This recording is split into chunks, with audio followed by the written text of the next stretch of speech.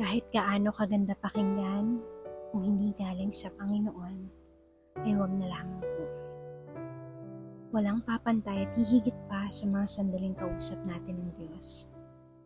Maraming pwedeng ibigay sa atin ng mundo na maaring masarap pakinggan, pwedeng nakakaiyak at nakakagaan sa pakiramdam, pero wala pa ring tatalo sa panahon at oras na iginugol natin para maengkwentro ang Diyos.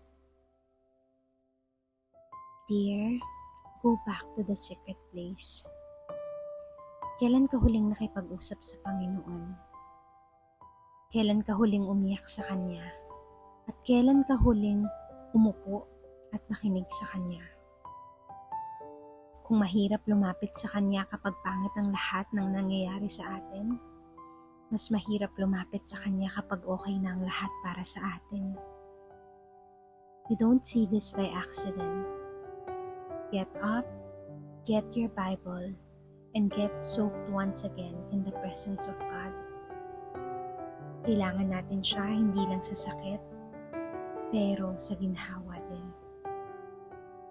We always touch the sky when our knees hit the ground. With love and prayers, Noel.